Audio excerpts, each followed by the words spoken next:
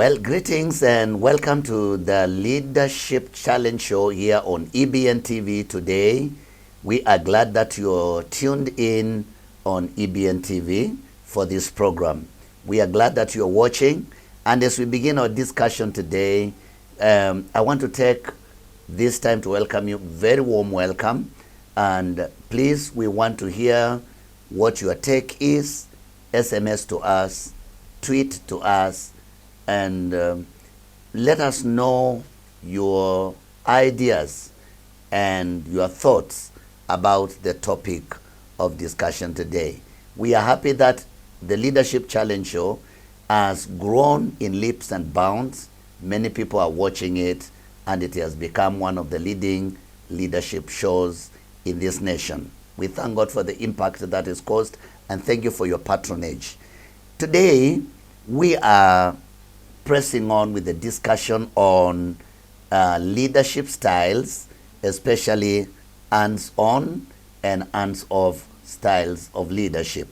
And today we shall be pressing further to relate them to what we call transformational leadership. How does hands-on or hands-off relate to transformational leadership? With me in studio again to help us in this discussion is my friend and a great man of God and indeed a great leader, Pastor David Kamau Wamado. You're welcome, sir. Thank you very much. You can greet us and then we begin rolling the wheel. Hello viewers, I am quite happy to be here today and I believe that we are going to discuss very important things. Welcome. Thank you so much, man of God. And the things that you said in our last episode were very profound. They were so deep, they were so detailed, Yes. and they were so informative. If you can bring us to speed on where we left it, because I know we measured much on hands-off style of leadership. Maybe you can recap it a little bit, then we can press on with hands-on. Okay. So in terms of hands-off leadership, we say that this is whereby you find the leader is actually not in day-to-day in the business or whatever is happening, whether it is organizations, they are not there each and every other particular time. They actually delegate to other people and they leave them and give them part of their authority to be able now to handle most of the important things. And the leader will actually be doing most of the strategic issues. There are strategic issues which are left to the leadership, but any other operational issues, they are actually handled by the people. So that is what I would say in terms of the hands-off. And but we also said it could be as bad as it is good. Yes. Actually, what we said is that you must get to know which style you are going to use at whichever particular time, because there are pros and cons. So you may find that sometimes the hands-off might be good in terms of what we say, the creativity, innovation. It is very good because you are left and you actually have to swim and be able to get solutions for yourself most of the times. So it depends on the circumstances that you can apply. So hands-off is as good as hands-on, and it could bring also negative results as each other. Okay, so did we say that how do you manage hands-off style of leadership to achieve success? If you can bring us also to speed, how do you manage to keep informed, make sure that there is nothing that is happening away from your know-how, and yet you are not in the place where it is happening, you have left it to the teams? How do you strike that balance? Thank you. A very good question. Actually, in terms of the hands-off, one of the most critical thing is what we call corporate structure. And therefore, it assumes that work is well defined, that there is you know exactly what you are supposed to. For every team. For every team. And therefore, what happens is because there is the corporate structure, you realize that there are some few areas you can be able to check. You can actually ask some few questions that this is where you are supposed to be. Where are we? Once now you get to ask the right questions, you would be updated about what is happening, even if you are not in the system. Oh, yes. Well, wonderful. And then we have to move on and discuss the hands-on style of leadership. Yes. We said it is as good as it can also be misused. Correct. So please bring it on. What is hands-on kind of leadership? Hands-on leadership, contrary to what we talked about the hands-off, that one is actually you are in the system. You remember we talked about being in the system and on the system. Yeah. So this one, you are actually in the system. In the system. Light into the trenches. You are actually concerned about the nitty-gritties. Whatever is happening, you are almost at par. And therefore, there is a lot you interact with people, and that's what we said, it is more to do with teamwork. That you are actually managing a team, and you are part of the team. So the hands-on is actually, you are getting yourself actually to do things. Yeah. And that's why we say that there could be advantages and also disadvantages, as you have started by saying, because sometimes you may end up doing the roles of the other people. Yeah. Instead of doing the strategic issues, you are finding yourself handling even the petty issues. Yeah. And it is dangerous. It's dangerous. And why we say it is dangerous is because there is a very thin line between the hands-on and micromanagement. Yes. The micromanagement is a bad word.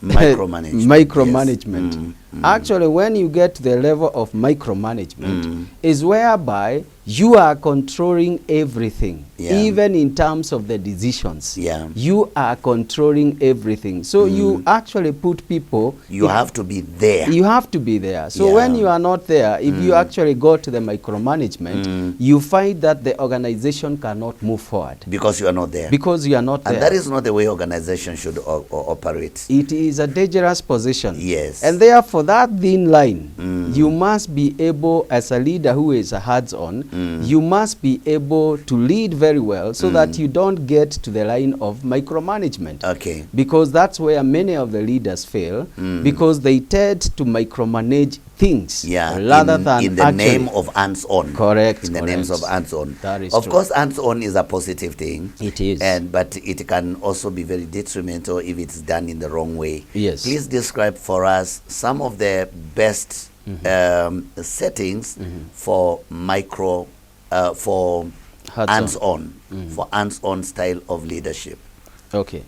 Hands-on styles of leadership, some of the best thing is actually very good in feedback system. Feedback system. Because one, you are in the system, you are able at least to understand what happens at every stage. Yeah.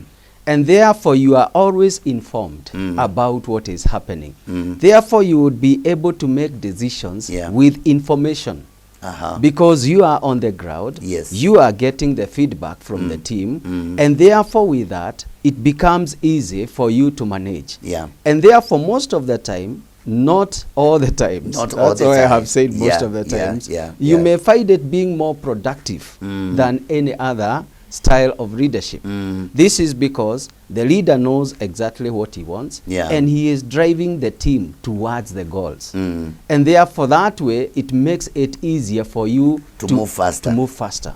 They say if you want to move very fast, if you want to run very fast, you run alone. Yes. But if you want to go far, to run very far, you run with others. The people, yes. Please relate it. Actually, the thing is, you cannot be able to do everything yourself. In every setup, whether organization, whether it is the formal, whether it is informal, you cannot be able to achieve everything by yourself. Yes. Why? It is because every person has a different gifting. You may find that you may be very good in this area, but there is another person who is good at another area. Yes. So what happens is we synergize, we bring these things together. So you find a a good person in this, another person who is good in this one, and when you come together, you form a big force.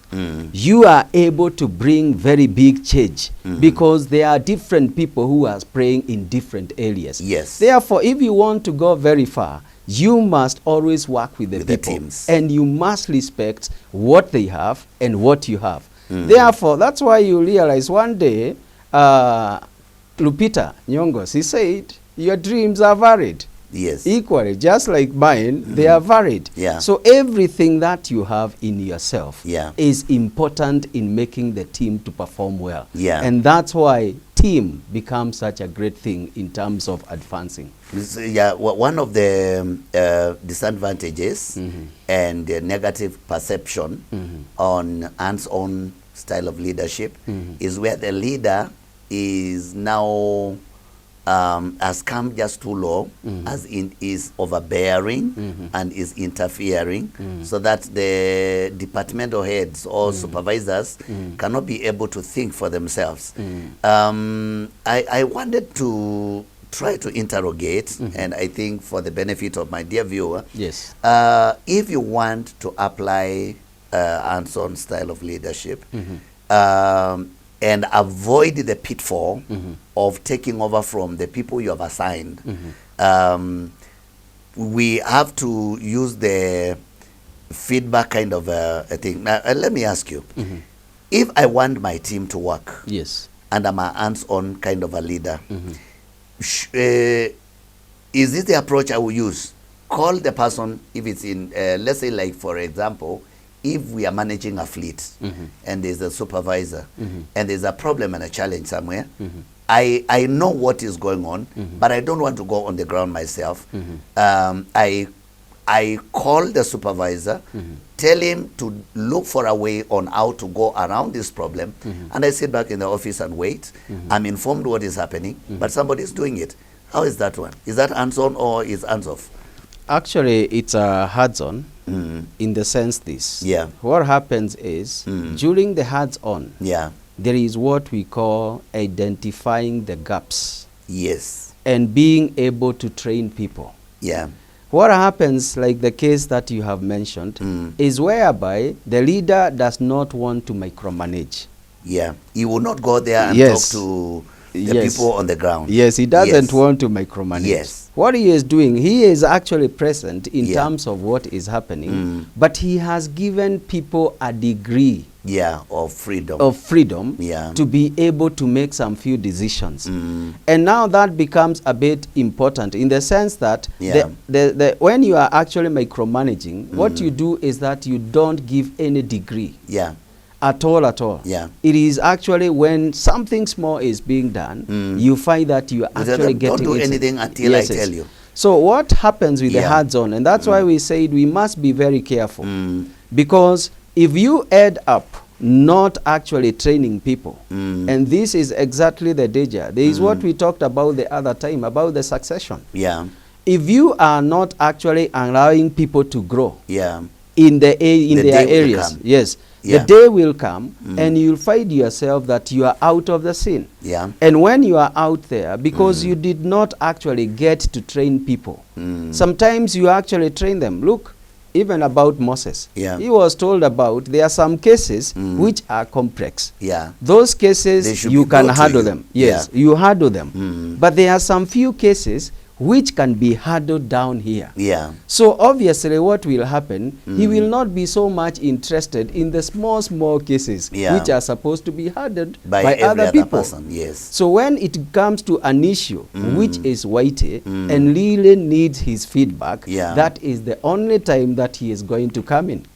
And it is important, because most of the leaders, they have killed themselves. And I will tell you why. The hands-on leaders, they are actually killing themselves. They are involved in every day-to-day operations. They are carrying too much. What does that mean to themselves? One, they have no life for themselves. You find that every time they are busy, they are running up and down.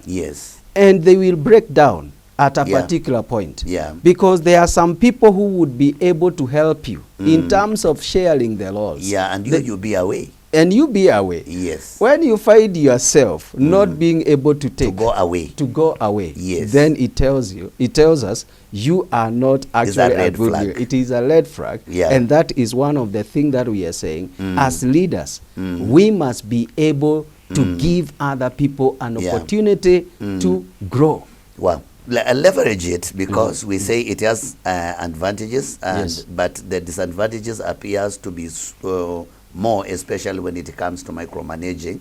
But maybe for the benefit of the viewers, please help us to know what are those situations that will require a leader to put his hands on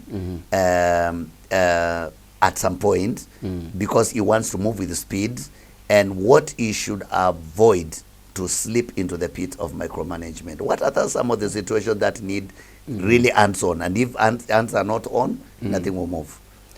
One, if for example you don't have enough time on a particular issue, what happens? You really need to make decisions very fast. Yes. And at that particular point, you'll find that you will not be waiting for a lot of feedback.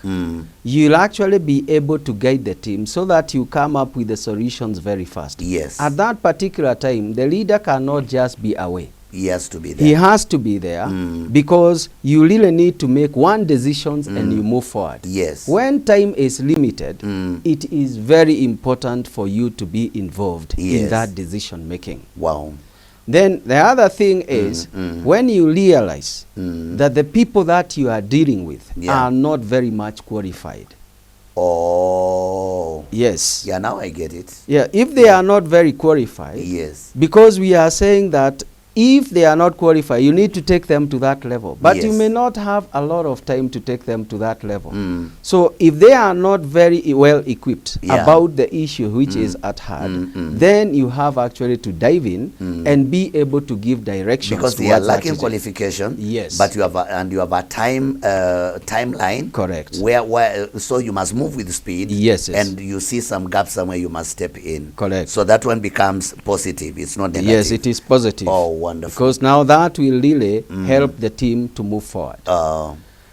Now, the other issue is whereby you find that if, for example, some people in your team, they are not available, because sometimes you find that there are some people who are not committed. They are not loyal. And they are in their team. And they are in the team. Yes. You give them something, and you find that instead of driving the team forward, there is a lot of moving loud in circles.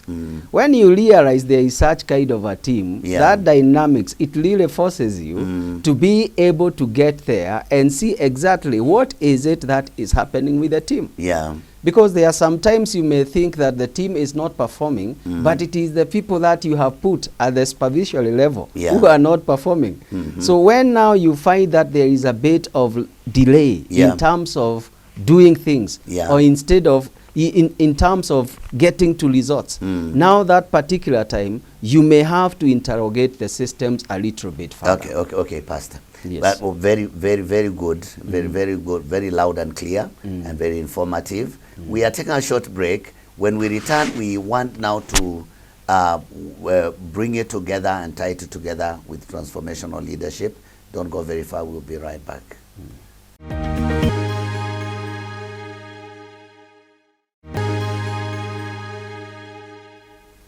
Welcome back to the Leadership Show today, again here on EBN TV. We press on with the discussion of today on hands-on and hands-off styles of leadership. And Pastor David, if you remember in the first session, you introduced something that is very important, because now we are moving on to looking at how these two styles of leadership relate to transformational leadership. But there's something very important you mentioned called the corporate structure.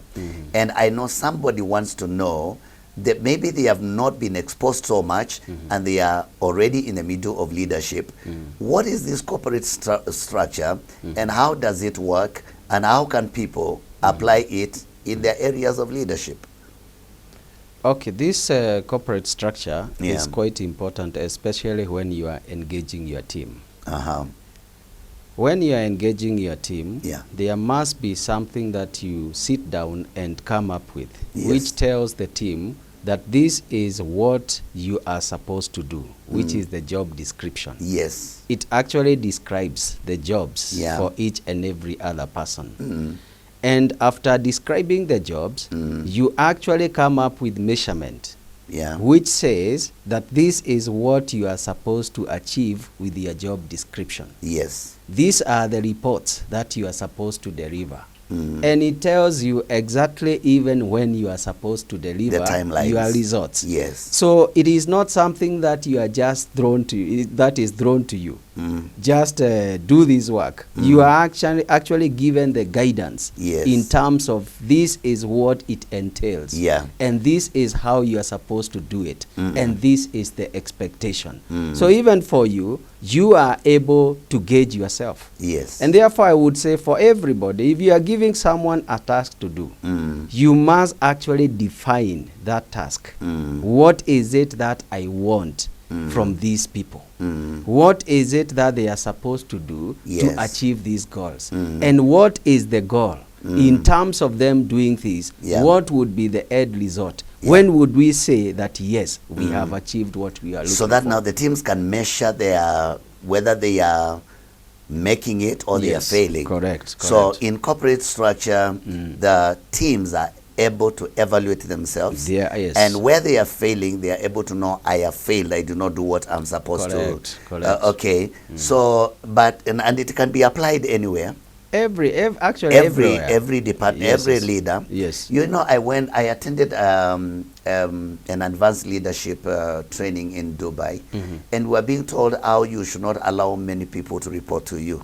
That you should reduce the number of people who report to you directly, so that you do not have more than 5 people reporting to you. Correct. So the question is, are they able? Because some of them, you know, they have allowed everybody to report everything to them. How will it work for them? Actually, why they say that you should not allow so many people to report to you, and that is again what we were calling micromanagement. Yes. Because let me say, there are levels in terms of the organizations. There is the leader who is there at the top. There are the managers, there are supervisors, and there is the other staffs. And therefore, because they are structures, you must get to know that you cannot handle effectively each and every other area. Yes. And therefore, the narrower the people who are reporting to you, the better for you. Because you'll be able to get quality reports, because you'll have enough time with these people. Yes. But if you are actually allowing the whole of the organization to report to you, or anybody just walk in and tell you. Even in church, you find that there are some departments, structures which are there. You cannot allow every other structure to keep on reporting to you as the CEO of the church. Because if you do that, what you'll find is that by the time I am coming to report to you, it might be actually 3 months, because people are too many. But if they are reporting to a different group, and that group reports to another one, and the other one reports to the final, what will be happening is that there is the nitty-gritties. It can be a lot of work. It is reported at that level. Then it is escalated to a different level. Then what comes to you is actually like the final summary, which you can take very few minutes to be able to look at it, and you get to know what is happening. Whole picture of what is happening. Correct. You know, you've reminded me that pastors, when we were in that workshop in Dubai, we were taught that pastors, every pastor must operate as a CEO. And it's something I think we can also help the servants of God, because I think they are in very many places there is overlapping, there is things are just prowling out, they are spiraling everywhere, and I think you can also take time to address some of these institutions that have no structures put in place, and then we can move on. Actually, help the pastors. You have actually brought a very, very good topic. And I think it is only in church where we don't allow structures to operate. The corporate structure. The corporate structure. And it is very dangerous. And I will tell you why. And it is actually something that our pastors really need to be careful about. Mm. You know, when the senior pastor exits, yes, you find that many churches, there is always a lot of quarrels. And the collapse. And the collapse. And you find that people are not agreeing on issues. Yeah. So meaning that people were only agreeing from the voice of one man. Yeah. But they were not actually agreeing to the voice of the corporate setup. Yeah. Mm-hmm. And what has happened is that most of our pastors, they have allowed themselves to be like the corporate structures. That whatever they say is what is followed. When they are not there, what happens is that you start finding that systems keeps on People following. don't know what to do. People don't know what to do. And other people also take advantage. Because there are some people who are actually saying, I think this is not being done right. Mm. So what will happen is, who is the authority at that particular time? Yeah. You are actually the authority as the pastor. Mm. And therefore what happens is, if you are not able to continue managing the church or the organization that you are managing, what will happen is that there will be a lot of issues to and fro. I have seen even in the news about some few great churches whereby you find people fighting, saying who is going to lead, who is going. It is because we are not even very good in terms of succession planning. And it is actually a challenge. And therefore, I would actually urge all our pastors. Yes. It is the high time that we get down to having proper structures, such that the church does not operate because of an individual. And you know, Pastor David, I have found that only NGOs and government institutions have corporate structure, and a few other corporates. But you find largely many churches, even some of the huge churches, have no corporate structure in place. And I think what you are saying is very, very important.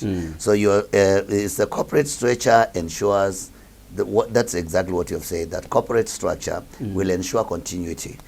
Because, of course, exiting from office or somebody departing from office, either by death or by retirement, whichever way, is something that you cannot avoid. So for pastors who want to see their ministries grow, and because we are talking about especially churches that are not denominationalized. You know, there are denominationalized churches. And there are churches that are growing very fast, especially amongst Pentecostal circles. They are not denominationalized, so the pastor is the only voice in that church, and I think you have something to tell them if they want to see continuity. Actually, it is quite dangerous.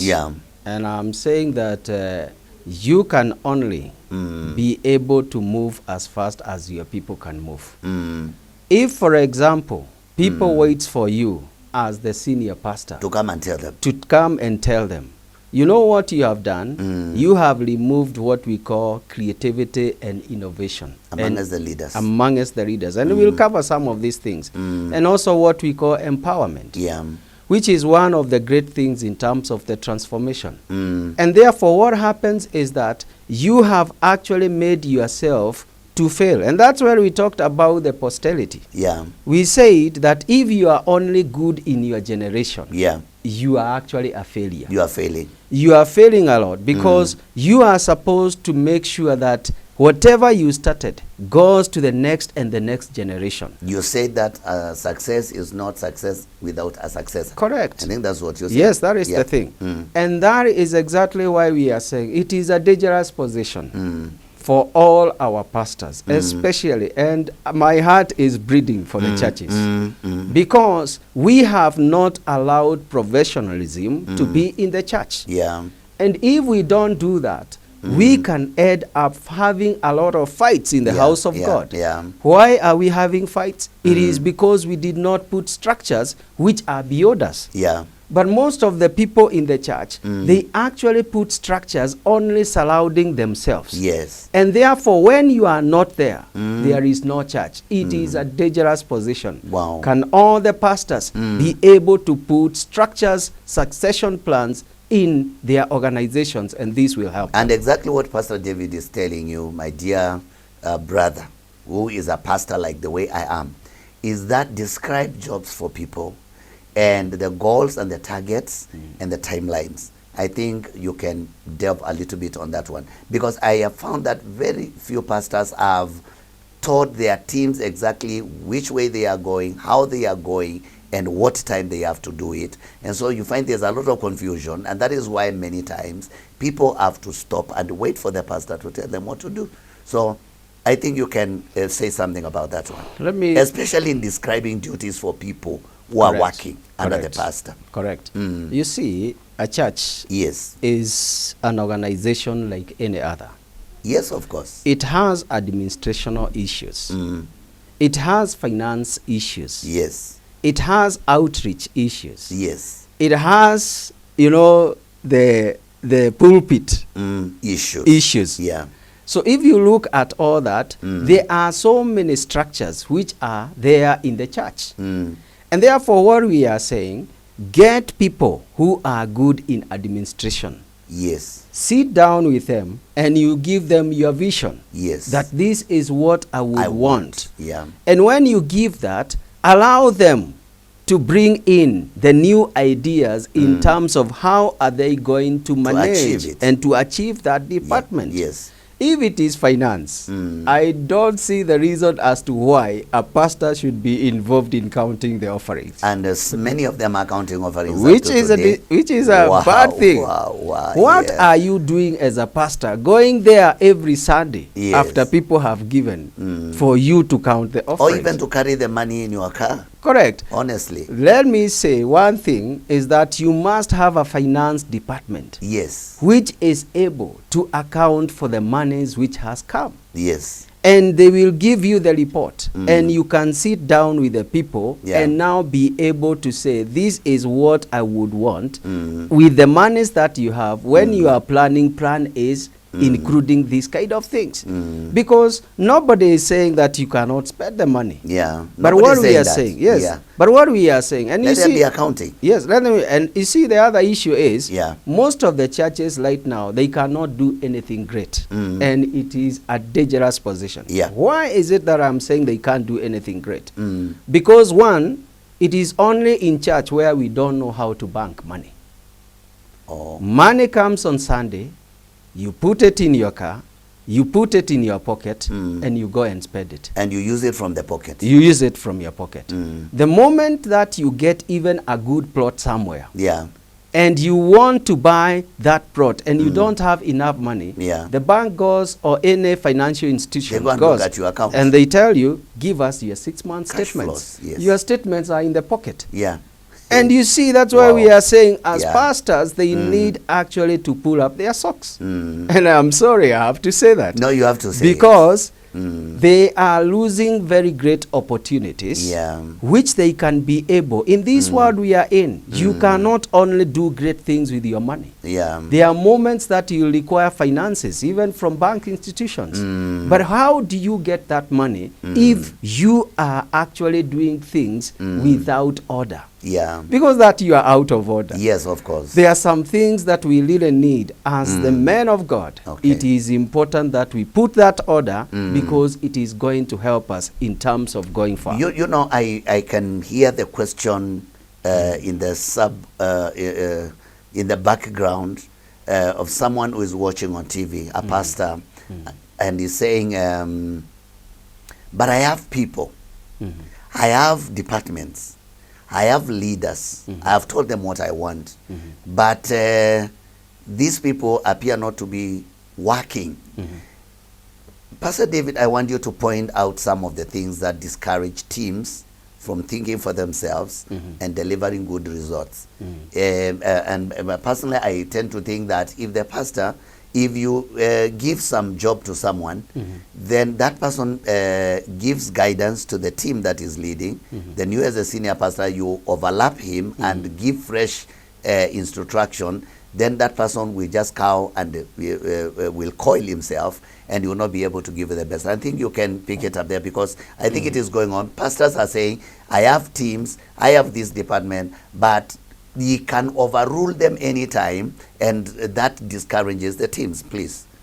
Well, actually, that is something that you have put it very well. Yes. And you will realize many people if, for example, you give them authority or power with this hand, and you get it with this other hand, they are not going to be motivated to do what you want them to do. And you see, because they are not structures, what happens is that a pastor will just wake up and just say, this is what I want. This is what I want. These guys are not doing it. And he will actually do everything that they want. What happens is, when, for example, you allow everybody to be reporting to you, and you have put structures, and you are allowing every information to come from everywhere, on your table, and you make decision based on that, what will happen? The people that you are supposed to be delivering for you will be demotivated. And when they are demotivated, you realize that if, for example, they did something else and you overruled them, they will just say, even if I do it, my senior pastor is going to overrule me. So they will be demotivated. Really? They will not help you. They will not help you. So pastors who are saying, I have leaders, but they don't seem to be supporting me enough, that could be the reason. It could be. And also the other thing is what we said, the thin line between hands-on and micromanagement. So what they are doing is they are actually micromanaging people, which is a negative thing. Is very negative. You cannot micromanage people. If you keep on micromanaging people, people will just look at you die with everything. You are here, you are there. Haven't you seen some of the times even there are important things that you actually, because you are so busy on other things, you forget important things.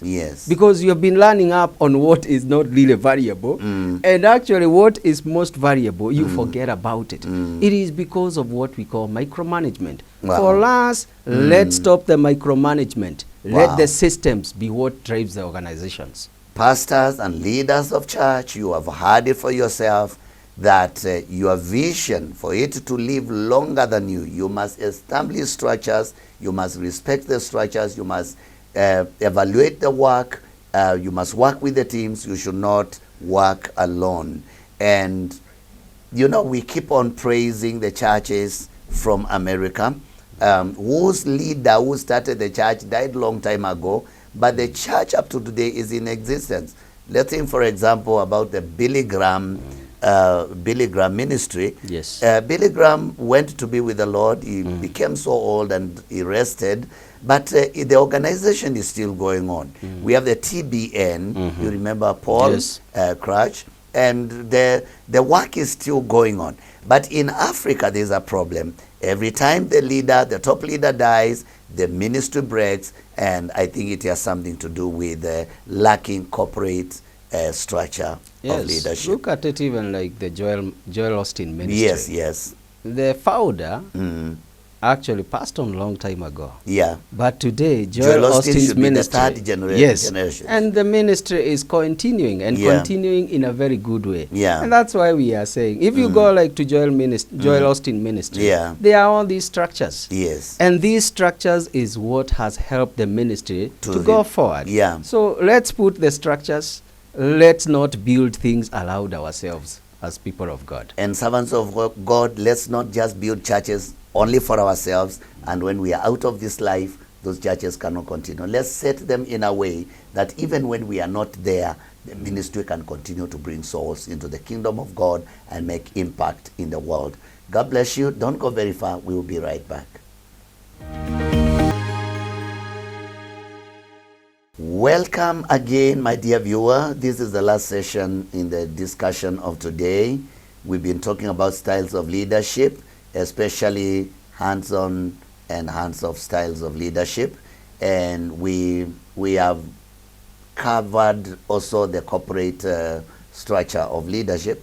But now we wanted to come and discuss how these two styles of leadership relate to transformational leadership. Pastor David, how do hands-on and hands-off relate to transformational leadership?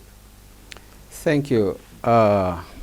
When we are discussing about transformation, I would want to discuss like around 4 or 5 elements in terms of transformation. Wow, that will be very helpful. The first element we are going to discuss about is what we call creativity. Creativity. Or innovation. The next is where we call interaction. Interaction. The third one is where we call it vision. Vision. The fourth is empowerment. And the fifth one is passionate. The passion. The passion. In terms of how you are doing things. Now, that covers the whole of the transformational leadership? Yes, yes. Those 5 points will be able to cover, and you'll be able to see them feature. You'll be able also even to judge by looking at those 5 points, whether it is a hands-on or a hands-off styles of leadership. Yeah. The number one, if we so whether hands-on or hands-off, all those 5 things matter. Yes, you'll find now in those 5 things, you'll say which one is stronger in this and which one is weaker. Because you are asking now, where do you use the hands-off and hands-on? So you'll be able now to see in these 5 elements which one actually comes in. And the question is, in terms of creativity, when we are talking about creativity, the leaders, if, for example, you allow people to be able to make decisions, if you allow people to come up with solutions, what you are doing is actually bringing about creativity. And therefore, you'll find that many times the hands-on will not allow a lot of time for creativity. Because they want to deal with each and every element. But when it comes to the hands-off, what they are doing, they have given you the corporate structure that we talked about, the definition of what they want, and they will allow you to be creative in terms of moving the organization forward. Therefore, in terms of the creativity, we find that hands-off is very strong. In terms of it is able to delegate and allow people to be more creative and innovative. And when you find that they become innovative, that's where now we'll be able to see some of the people, because they are the corporate structure, you'll be able to see great results in terms of new things which you did not think that they exist in terms of the portfolio. They'll be giving you some results and ask, hey, where did this come from? It is because you allowed people to use their brain. You allowed them at least to do things, to be creative. And therefore, when we are looking at transformation, we are saying for us to be able to move organizations forward, we cannot move them without creativity. You find that, especially like in the country that we are in, the country of Kenya. There are so many things that people are doing, yet the leaders are not able to see them. Because the leaders are not concerned about creativity. Let me give you a good example.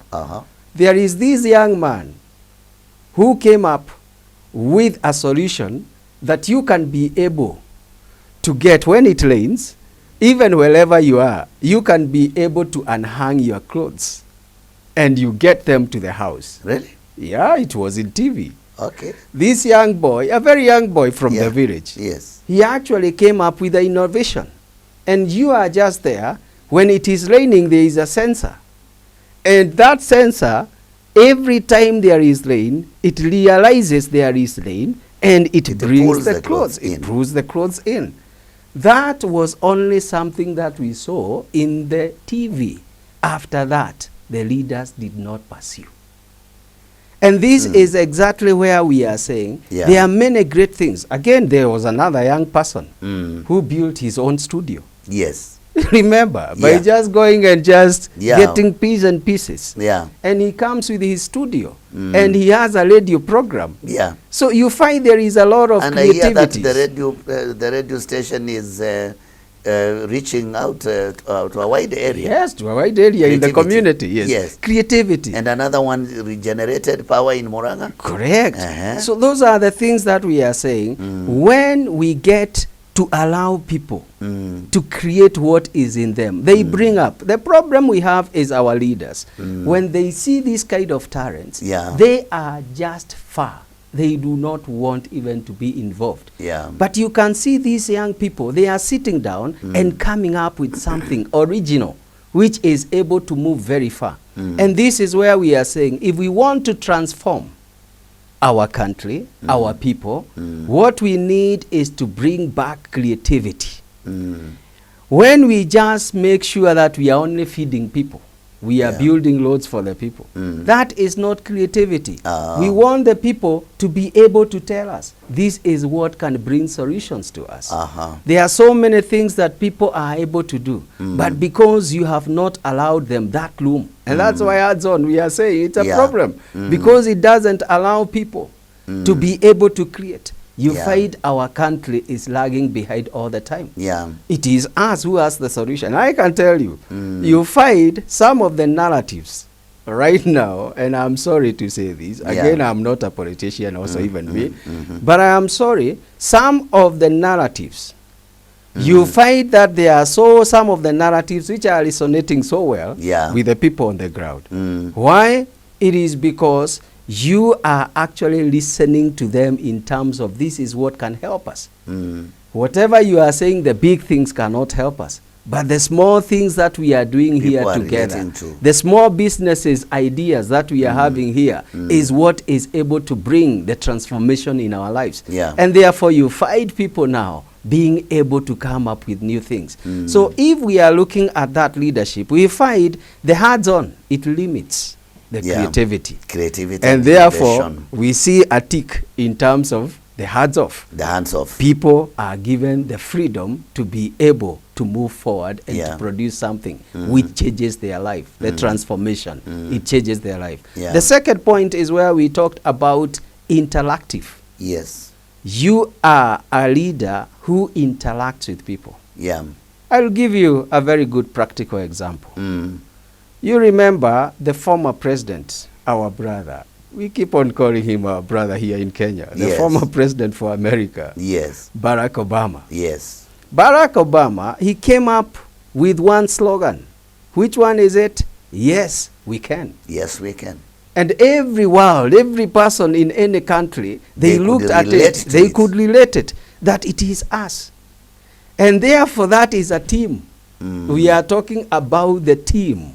In terms of transforming the country, in terms of transforming the world, it is us as a team who can be able to do it. Interaction. Yes. So when you look at that, what does it tell you? It is actually a man who has the desire for a team. And the hands-on is very good in teamwork. So he is actually a person now looking at him, he is more involved in the team. And you find some of the changes that you are fighting through that kind of interaction is actually through the team. So if you manage your team also in a good way, it can be able to transform the organization. And that's what you are saying. Sometimes you have put people in the structures, but these people are not able to deliver for you. The question you need to ask yourself, how well am I managing my people? Because the results come from the people. The results are driven by the people. So if you want to transform your world, you transform it by understanding the dynamics of your team. Some of the team members... That will require interaction. Interaction. And it is actually something that also requires for you to understand the management principles very well. Because sometimes you may keep on training people. Some of the people are way above the training you are giving down here. So what do? When you keep on training them, the things that are actually way below them, they feel it is like I'm being wasted. And therefore what you'll find is that you'll be calling for training, they are not coming. Because they are finding that you keep on training on something which is not supposed to be trained. So what happens? You must understand the dynamic of your team. When you understand the dynamics of the team, you will know how to handle John. You will know how to handle Lillian. Because you have understood the way they operate. So if you want to transform your teams, you must understand the dynamics of the team. But you find that for you to understand, you cannot be a hands-on off. You can only be a hands-on someone who works with the people. Because you have to interact with the people. Correct. The next one. The next one is what we call the visionary. Yeah. In terms of transforming the world, you must have a vision. And this is what we have said even to our pastors. How many of our churches have a vision? You know, a vision that you are saying, and a mission. Yeah. Many of them, you talk about vision, mission. People don't know where they are. People don't know where they are. Yeah. And that is dangerous. Yeah. Because it tells you that wherever you land, you think that's where I was supposed to be. Yeah, because they say if you don't know where you are going, every place you arrive, correct, that is the place you are going. That is the thing. Yes. But you see, if you have a vision, you already know after some few years, 10, 20 years to come. So you see the succession comes there. Yeah. So you are aligning everything according to your vision. Yeah. And there is one gentleman, and this is very famous man. And you see, those is where we are talking about transformations. Because you are changing and you are making the vision actually to be a reality. Yeah. You see, Martin Luther King. Yes. In 1963. Yes. Actually, there is one speech which he made. And he said, I wish one day the Americans will be able to follow their creed. What did the creed say? It is that I want at one time to be in a position where people will not be judged according to their color. Their color. Everybody will be equal. Let me ask you a question, Reverend. You see someone like Obama. He has the roots in Africa. Yeah. You find some of the senators in America. Yeah. They are actually black people. Yes. So what does that say? That Martin Luther King had actually seen far. He wanted to see where people can actually be rewarded according to who they are, not because of the color of their skin. The vision. Yes. And this is what transforms. Because people know that, yes, I can be down here, but I can become somebody tomorrow. That's right. And that's why you find like even the slogan which is here in Kenya, which is disturbing so many leaders. Yes. Because they are being told, you can be a mama boga, but you can also become a president. Yeah. It is a transformation in people's heart. Yeah, that one is really shaking. Yes. Yeah. You know why it is doing that? And it is resonating with the people? Because people are being told, don't limit yourself. Yeah. You can be able to even get to the levels of a billionaire the way you are. Yeah. You may never have started it in the right way, but I can say there is a chance that you can become what you have always wanted to be. Visionary. The visionary people. Yeah. And that's why we are saying, let it get a vision. That the young people who are born in the villages, it is possible that they can be the president for president. The people who are actually born without anything, they can be the people who are managing the mega businesses, the visionary. So we must put that mind in the people so that they can be able to see that transformation. Because of time you have to rush in the next two. So that now we can look at them more critically. Correct. Yes. The fourth one is actually what we call empowerment. Empowerment. And I will give you a very quick example. These are points on transformational leadership. Yes. Yes. The empowerment. Yeah.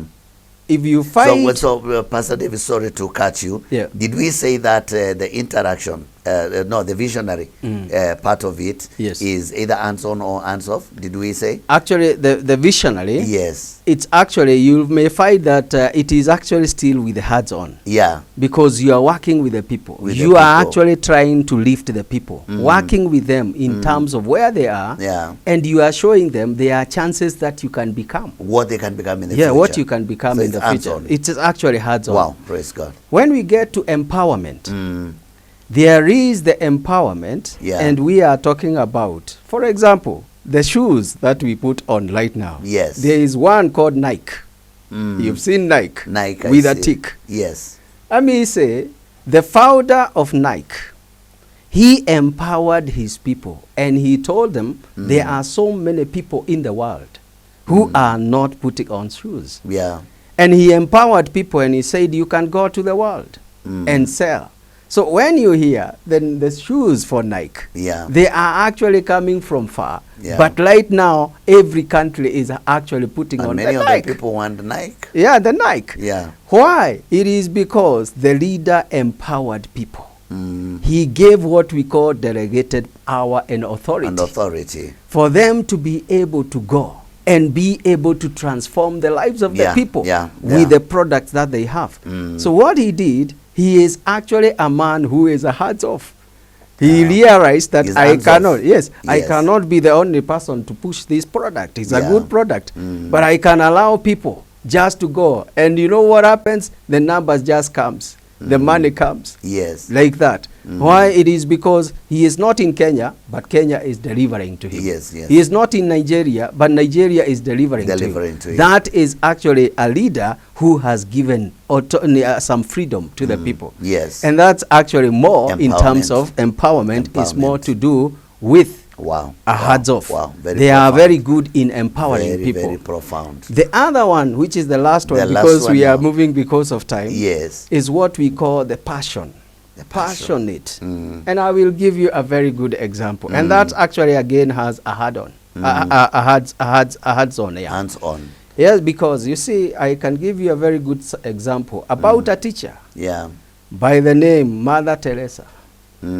She was just Calcutta. She was just an ordinary teacher. And one day when she was walking in the streets, she realized that people were actually in poverty. She resigned her teaching job, and with the small savings that she had, she went and started to transform the lives of these people. I can tell you, for 7 years, she left the hospital more than 7 times before the time she was being released by the doctors. And she said, I must go down because I have something to do. I have seen people who are dying, and I am passionate about the people. I want to see them come out of that. I want people being uplifted, their life to be uplifted. And she did every other thing with the people. And many countries, she is actually interacting. It's hard on. She is saying that I cannot be in the hospital bed. I have to be down there with the people. The passion. The passion. And if we are to transform our world, our leader must be passionate. It is quite unfair when you find like our leaders are sitting in big hotels, in big houses, yet the people who put them in power, they are actually in poverty, on frying toilets. It is something that we are saying. These leaders are leaders who are not concerned about the people. If leaders become passionate about what they do, they will actually say, I will not rest until I see my people uplifted. I will not rest until I keep on hearing the story of frying toilets. And this is where we are saying the hands-on is actually someone who is saying, I would rather not do anything. I would not even sit on ivory towers, but I must go down there to transform the life of the people. So this kind of transformation, you can see there are some which are actually hands-on and others which are hands-off. That one has wrapped it up so well for us, but I think the hands-off has carried the day. Is it the hands-off that has carried the day? It's hands-on. Or the hands-on? The hands-on. The hands-on has carried the day. And those are styles of leadership in relationship to transformational leadership.